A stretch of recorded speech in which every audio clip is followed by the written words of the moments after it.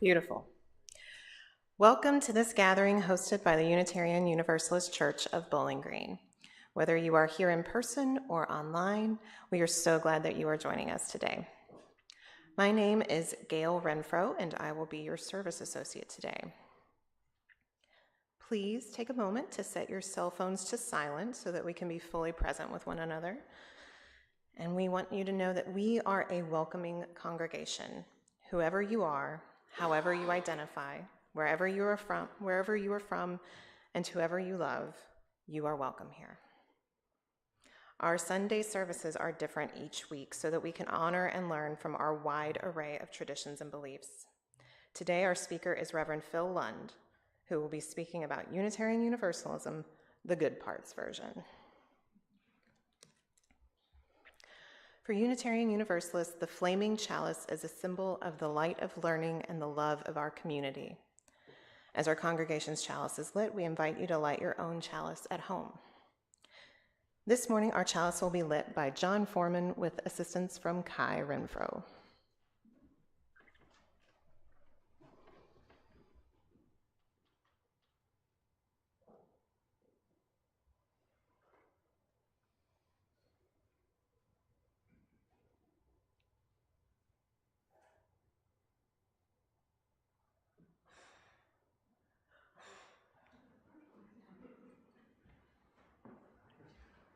Thank you all. And now please join us in singing hymn number 362, Rise Up, O Flame.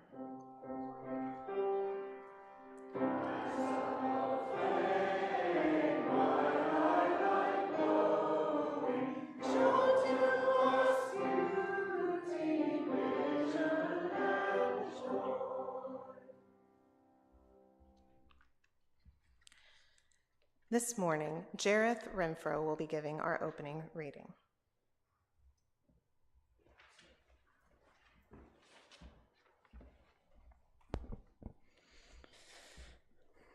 Not merely a majority rule, an address delivered by W.E.B. Du Bois. Democracy is not merely majority rule based on the fact that the majority has the physical force to prevail.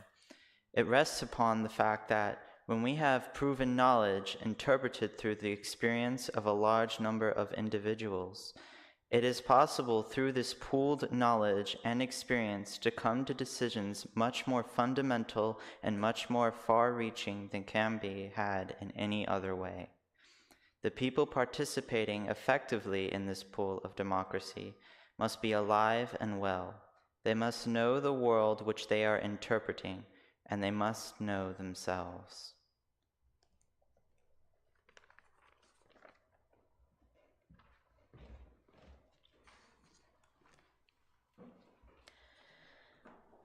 Thank you, Jareth.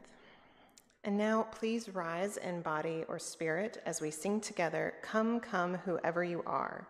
It's hymn number 188 in the gray hymnal, and the words will be on the screen.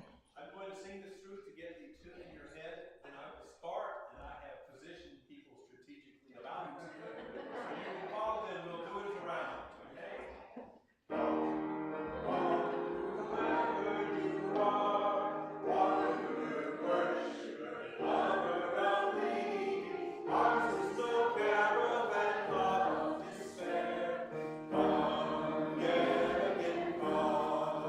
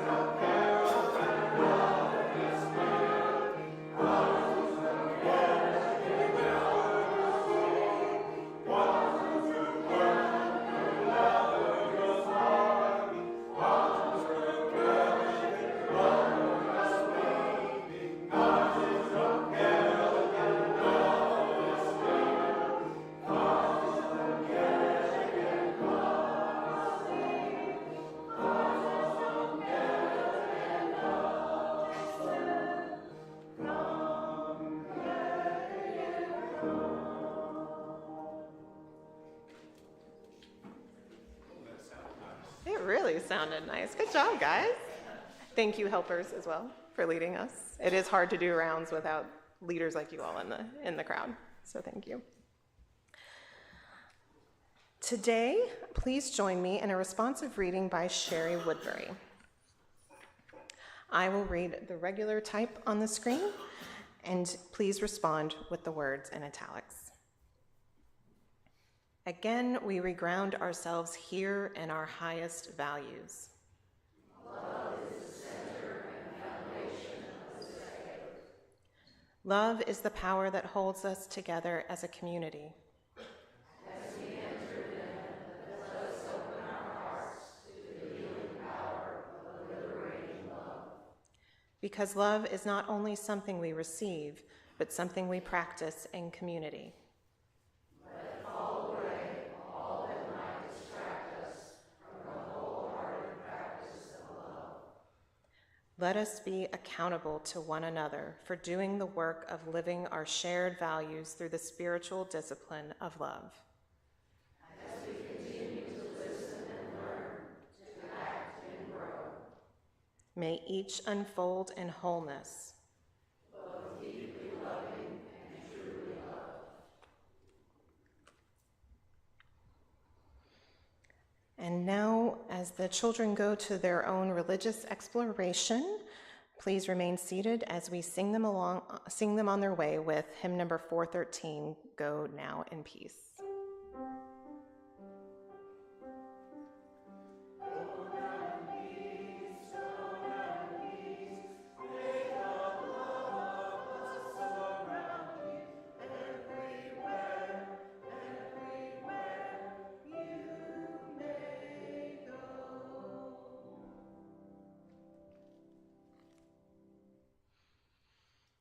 We will now have a few moments for meditation, reflection, and prayer.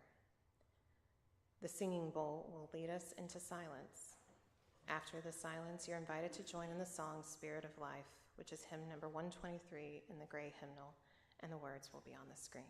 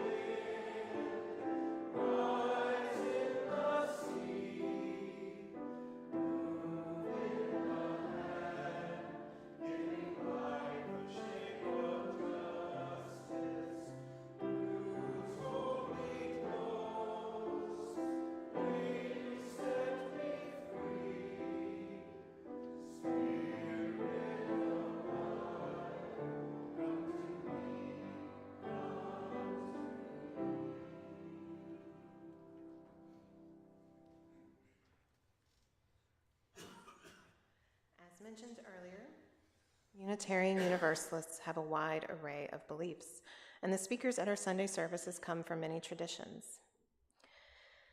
Today, sharing their thoughts by video is Reverend Phil Lund. He has 20 years' experience serving congregations in the areas of faith formation and spiritual growth, first as a religious educator in Bloomington, Indiana, New York City, and Chicago, and most recently as a congregational life consultant working for the Mid-America region of the Unitarian Universalist Association. He currently lives in St. Paul, Minnesota with his wife Julia and their son, Henry David. And now let us hear Unitarian Universalism, the Good Parts version.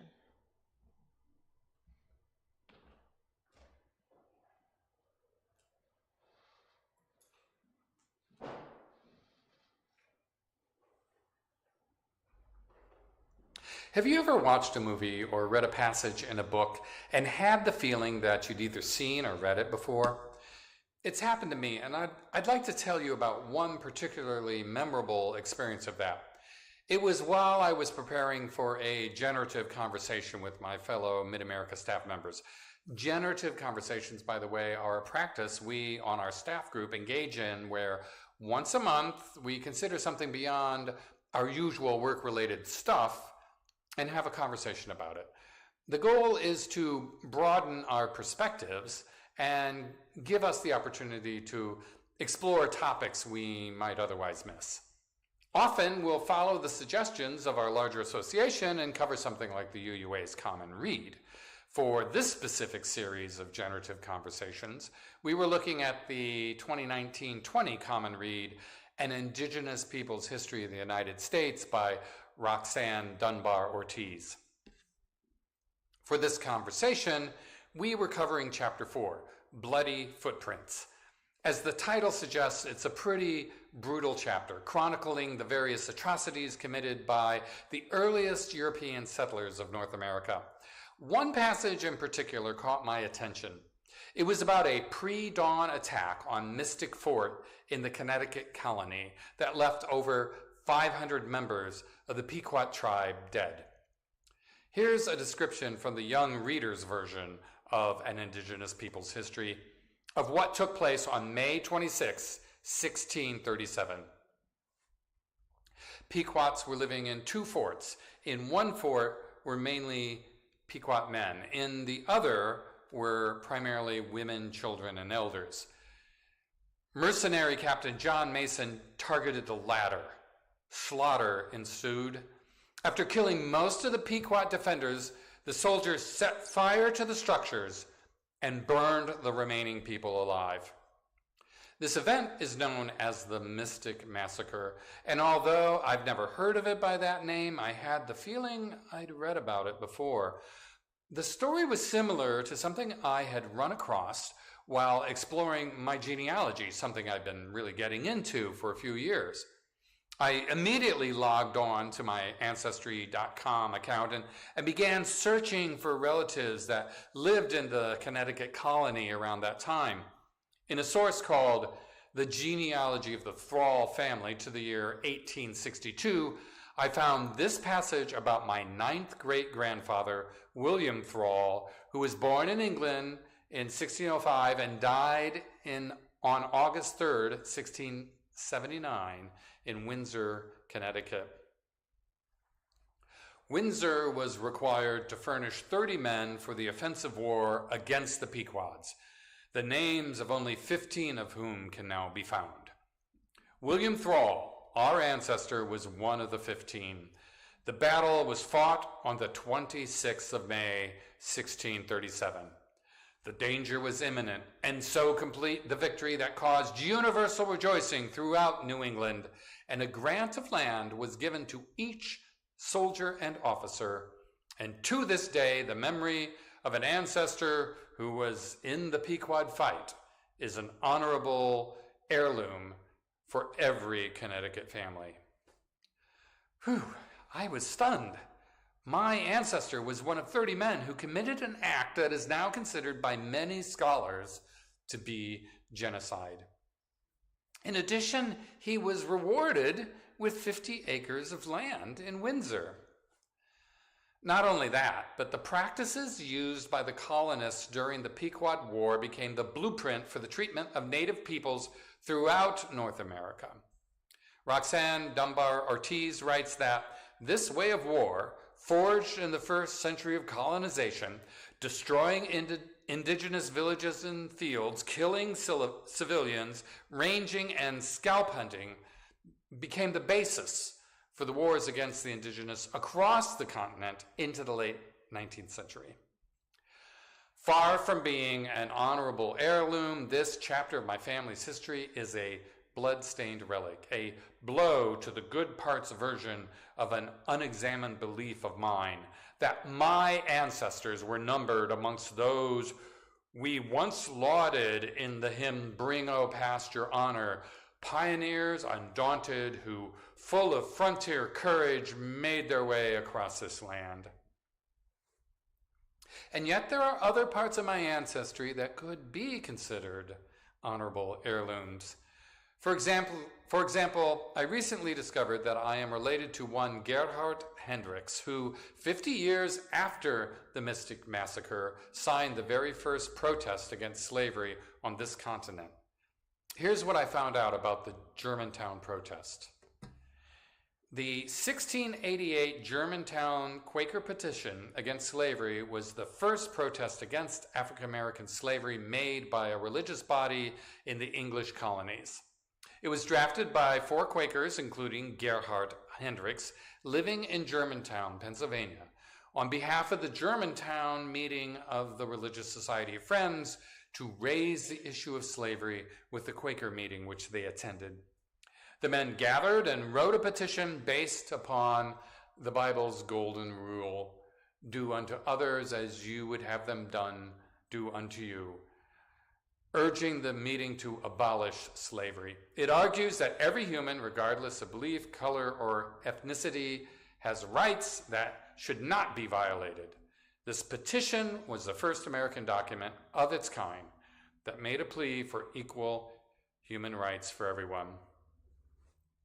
So among the many thousands of ancestors of mine alive in the 16th century, I can find those whose actions are commendable, as well as those whose actions are contemptible. Just as joy and woe are woven fine, so are honor and disgrace. Recently, I was reminded of just how important it is to acknowledge this certainty in our lives. I was in Milwaukee for the Liberal Religious Educators Association Fall Conference. At that time, as part of our time there, we visited the American Black Holocaust Museum, an enlightening experience for me for many reasons. One of the things I appreciated about the museum was that they called their docents, their guides, griots, a word for West African oral historians and storytellers. After our visit, Reggie Jackson, the head griot at the museum, spoke to us at the conference, and here's what I learned from him. Griots tell stories in a variety of ways about a variety of topics. Some of those topics are very happy stories to tell. These are the stories of the triumphs of our people. But we are also required to be honest by also telling some of those ugly, those disappointing stories of the tragedies that they've suffered as well. It's always important to understand that the stories of the triumphs and the stories of the tragedies combined together give you a deeper understanding of the legacy of the people. Triumphs and tragedies together give us a deeper understanding of our legacy. These words touched me as being profoundly true. I've seen it in my own life, in the lives of my ancestors, and yes, in the history of this faith tradition. So, here are just a few examples that go beyond the good parts version of Unitarian Universalism.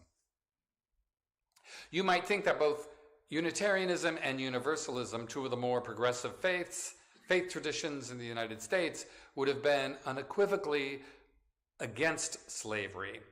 But as Faith Like a River, a program on Unitarian Universalist history for adults, tells us, the debate about slavery in the United States proved contentious both within Unitarianism and Universalism. By the end of the 1840s, the positions either promoting or discouraging anti-slavery action were well framed. Although most were opposed to slavery itself, not all Unitarians or Universalists supported the abolitionist position. Some preferred a more gradual approach to abolition, one that would assure financial compensation for those who had invested in the purchase of slaves and avoid major economic and social disorder. Many involved in churches and other traditional institutions believed continued prosperity and stability relied on social order, and the tactics of many abolitionists were simply too radical and disruptive. Many Unitarians and Universalists, reluctant to condemn all slaveholders as sinners, acknowledged mitigating circumstances, such as treating slaves in a manner co-religionists would deem kind. In hindsight, this failure to support abolition by large numbers of Unitarians and Universalists could be seen as a disgrace, a tragedy. But it is part of our heritage, as surely as the honor and triumphs of people like Theodore Parker, a Unitarian minister who was part of the Boston Vigilance Committee, an abolitionist organization formed to protect escaped slaves from being kidnapped and returned to slavery in the South. The story goes that Parker wrote sermons with a pistol on his desk to protect runaway slaves. While our tradition's history regarding slavery in this country has been known for some time, there's another chapter in Unitarian Universalism that has been uncovered or recovered only in the last few decades. The stories of Unitarians benefiting from the federal government's Indian boarding school policy in the late 19th century. Reverend Karen G. Johnston writes in a sermon entitled Holding History, Honoring Indigenous Communities, "Perhaps you are like me, somewhere between surprised and shocked to hear that Unitarians had their own Indian residential schools. It is not something I learned about as a layperson or in seminary.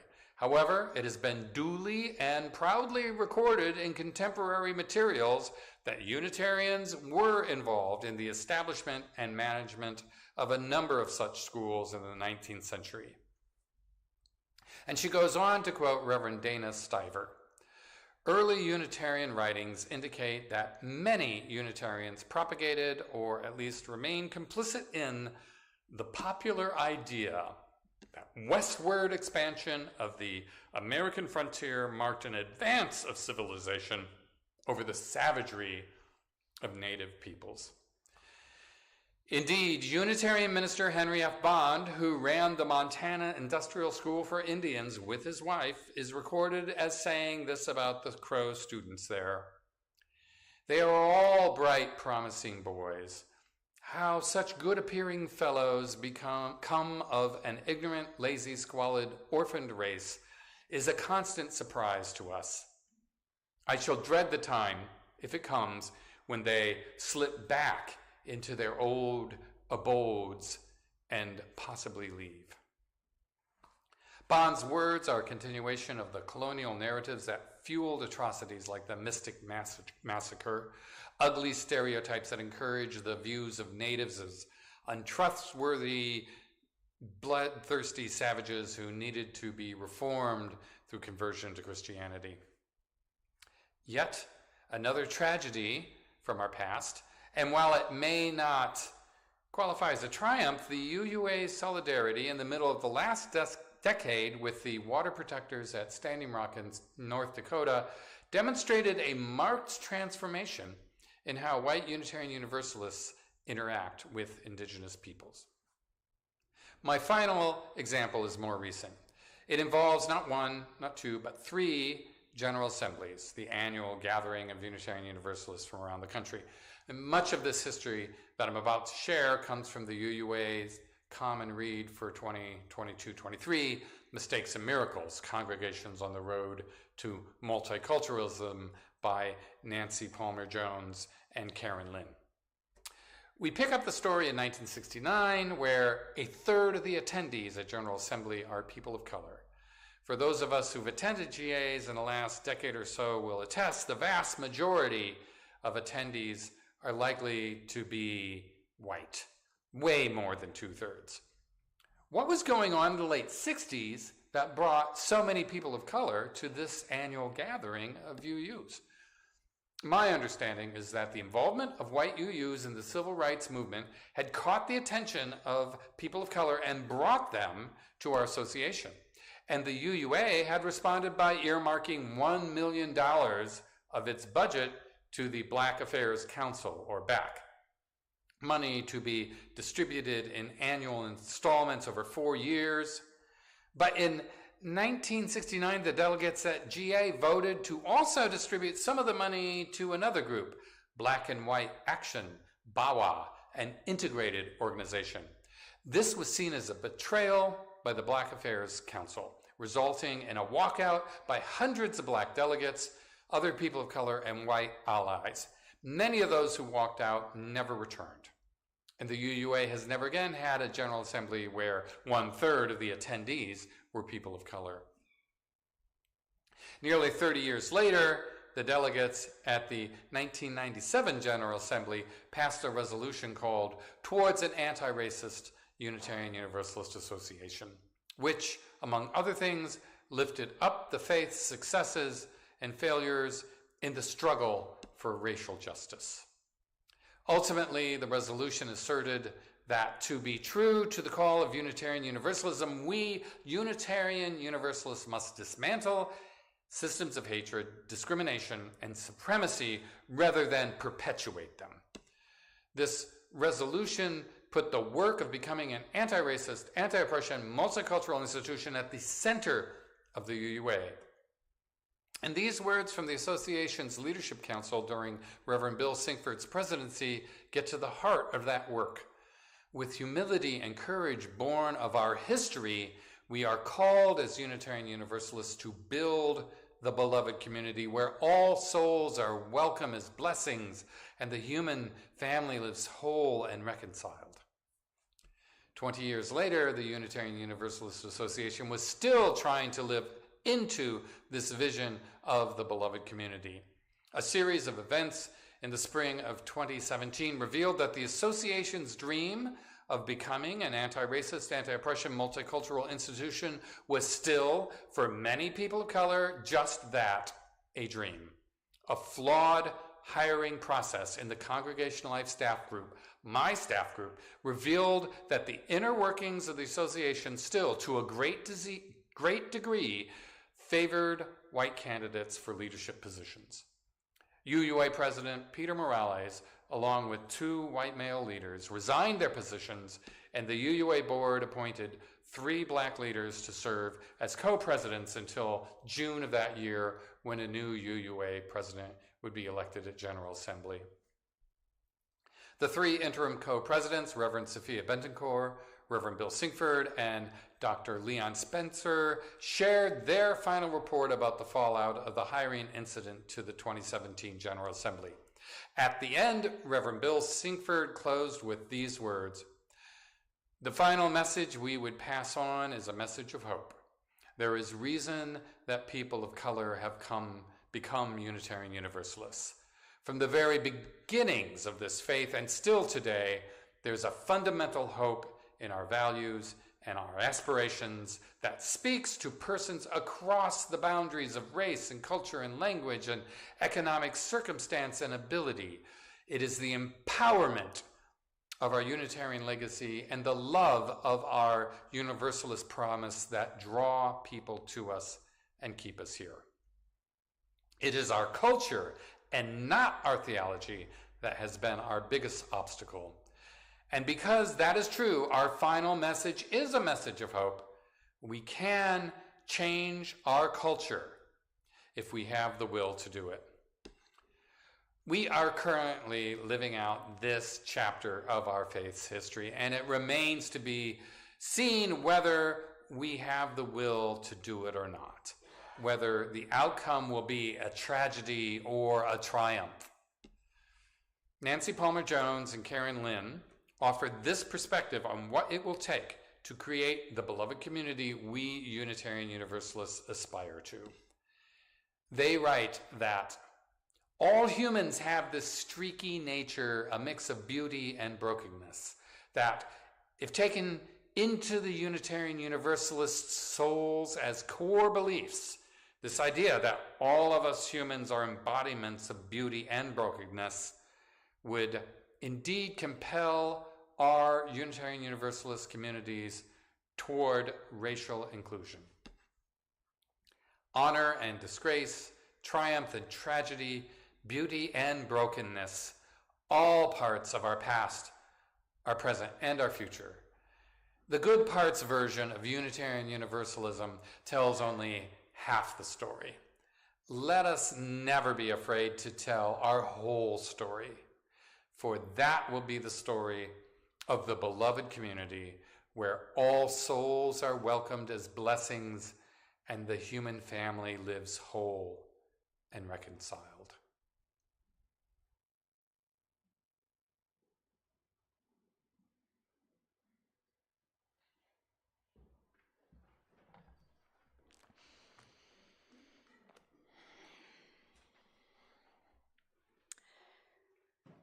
That was very hard and very beautiful. This congregation and the work we do is supported by the voluntary generosity of all who contribute. The offering is a sacrament of the free church. You may place your donation in the plate as it comes to you or on your way out, or use the QR codes on the screen to donate via our website or mail checks directly to our office. As we enjoy the music, the offering will be given and received in grateful appreciation of our shared hopes and values.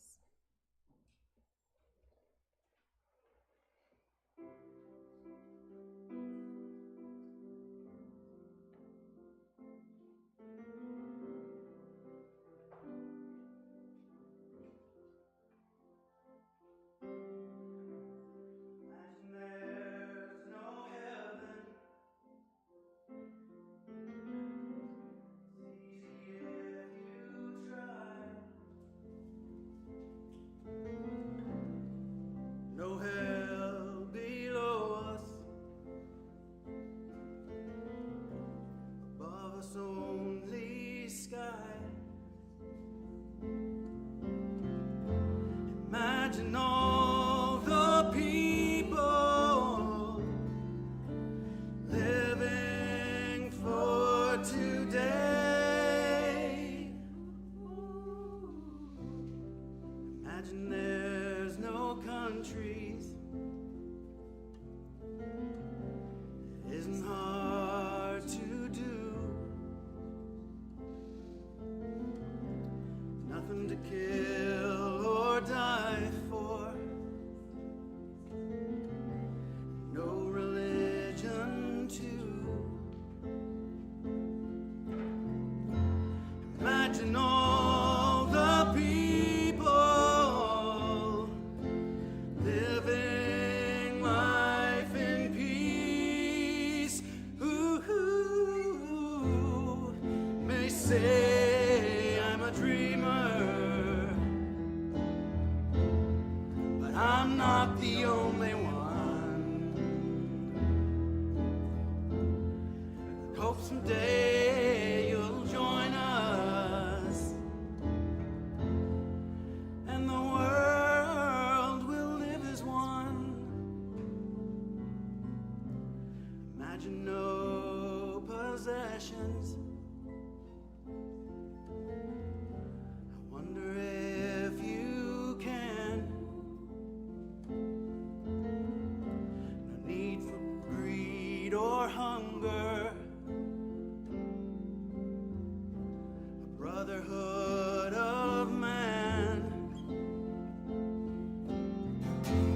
Imagine all the people sharing all the world. Ooh, they say I'm a dreamer, but I'm not the only one. Hope someday you'll join us, and the world will live as one.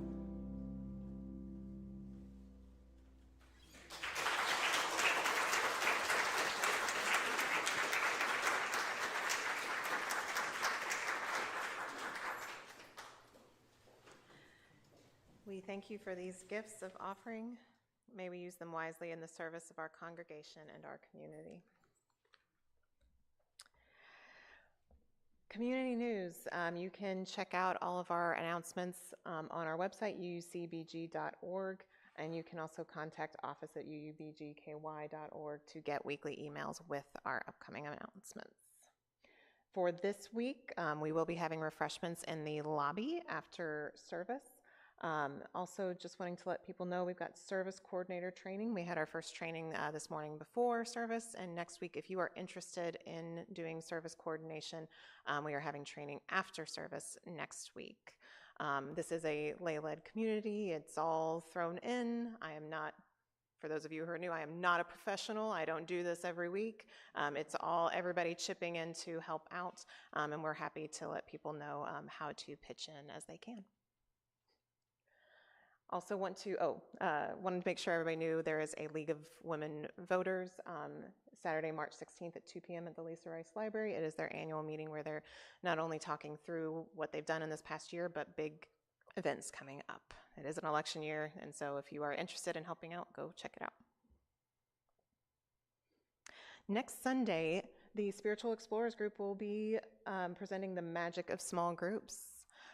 So we will look forward to that in the message for next week.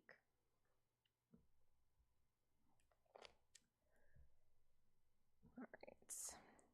Real quick, if you have questions about Unitarian Universalism, I said I wasn't a professional. All right. If you have questions about Unitarian Universalism or about joining this congregation, please speak with a member of our membership team. Please raise your hand, membership team, or our board president, Roxanne Spencer. You can also email her at president@uubgky.org. All right. And now we will have our last hymn. Please rise and body your spirit as we sing together One More Step, which is hymn number 168 in the gray hymnal, and our words are on the screen.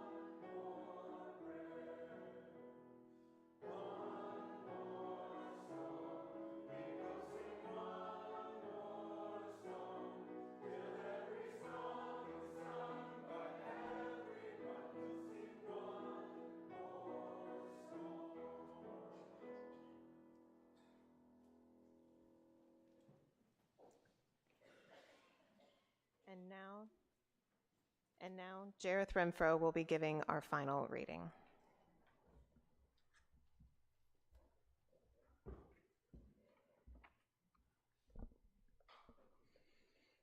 A Blessing for Risk Takers and Failures by Robin Tanner.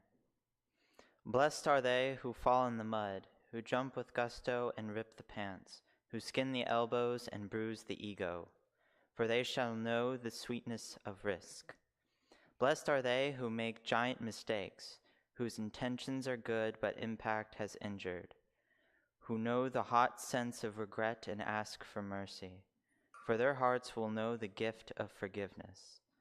Blessed are they who have seen a D or an F or C or any letter less than perfect, who are painfully familiar with the red pen and the labels as less than, for they know the wisdom in the imperfect. Blessed are they who try again, who dust off, who wash up, who extend the wish for peace, who return to sites of failure, who are dogged in their pursuit, for they will discover the secret to dreams.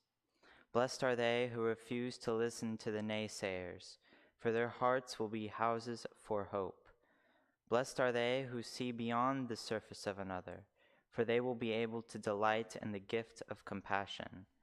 Blessed are they who stop running the race to help a fellow traveler, who pick up the fallen, who stop for injured life, for they shall know the kindness of strangers. Blessed are they who wildly, boldly abandon winning, for they shall know the path of justice.